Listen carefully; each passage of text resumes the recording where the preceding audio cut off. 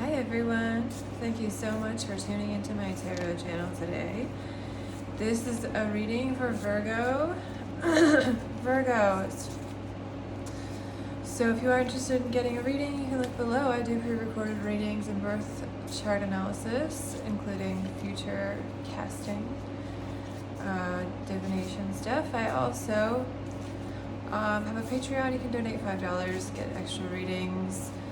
And I'm going to put a link below for the National Alopecia Areata Foundation. Please check that out as well. So Virgo, this month, right now what's going on with our new moon in Virgo that's happening on Monday, September 6th. The 6th relates to Venus, so this is maybe a new start in romance perhaps. But anyway, this is affecting your first house. So you, Virgo, like you, who are you right now in your life? What is your story? Who,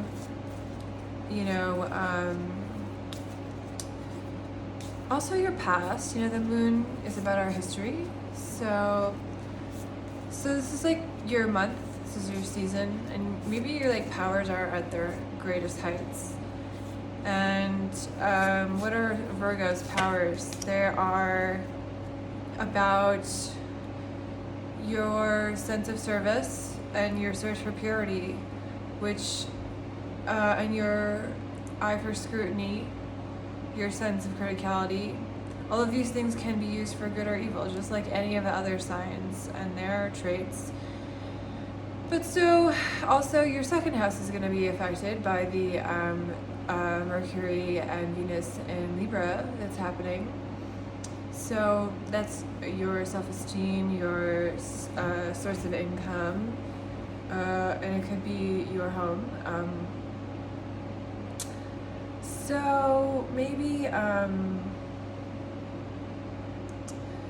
maybe there's some mutability or change in these because the moon is, as I've been saying in all the other videos, it's trine Uranus and opposite Neptune, which is about sort of just seeing through disillusionment and sudden change, or seeing through illusion, seeing disillusionment. So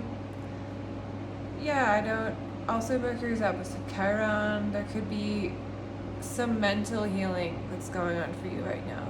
I'm going to pull a card for you, and I pulled the 41. Nightingale Spirit, love is all around. And I'm going to read what it says, maybe not the whole thing. This is from the Colette Baron Reed Spirit Animals deck. In the darkness of night, Nightingale Spirit sings her song of love and hope, a harbinger of dawn to remind you that the sun will rise again soon. You are so loved, and the illumination song of the Nightingale Spirit calls you to a new level of self-awareness and connection with the light. Yes, there is shadow and darkness, but love and prosperity exist everywhere, even in the seeming emptiness of space, darkness, and a starless night. Hearken to the message, letting the music of the Nightingale's song remind you that love is all around. Feel it and trust it in tomorrow's light, renewing your ability to recognize that the spaces that appear empty are filled with love and abundance. Illumination will happen soon. Protection message. The darker the skies, the more it seems the dawn will never appear. But Nightingale Spirit is here to remind you that the sun will shine again. And so it's really saying that, I'm not going to read the rest, but you may feel an emptiness right now, and this adds up to 5, so it's a change.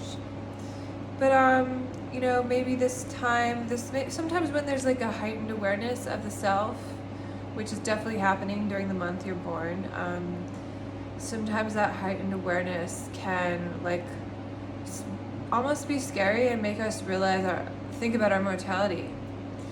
If you think about those great Holbein painting, The Ambassadors, there's the skull, the memento mori, that they're holding the skull, but are the ornaments, I believe there is a literal skull, to show that they're ambassadors of the world. I think there's a globe, and then there's a perceptual trick where on the floor the rug is actually a skull, and it's like slanted so that you could only really see it if you squinted. So it's kind of like about death is always present, and it's just like a hidden aspect of our experience for most of us, for most people. Unless you're like an empathic person, then it might be much more real for you, or an intuitive person. And Virgos can be intuitive. Like, your intuition is really that you innately care, and that's like your detriment too. And like, it can be your detriment because like you want to pick everyone apart and you care, and sometimes people might be like, it doesn't feel like you're caring when you're picking me apart.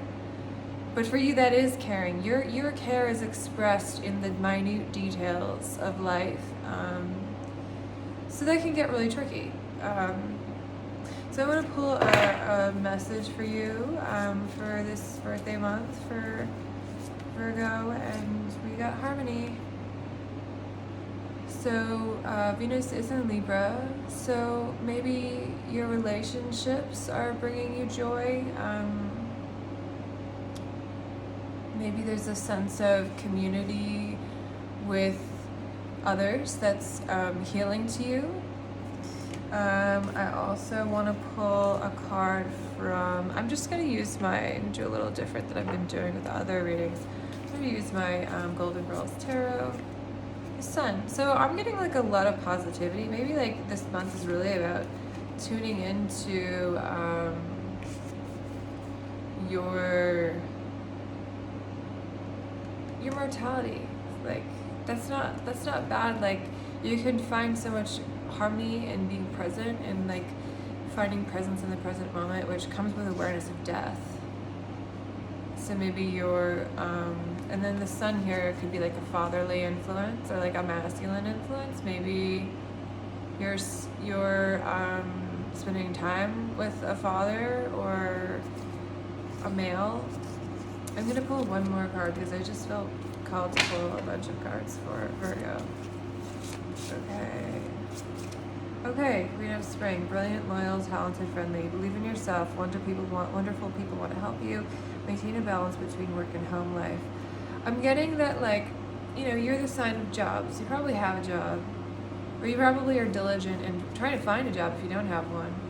Because, at Virgo, your identity is about the routine and the,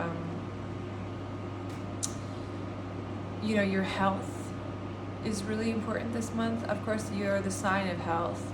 But, Virgos are not, you could be a health freak or hypochondriac, but you might not take great care of yourself.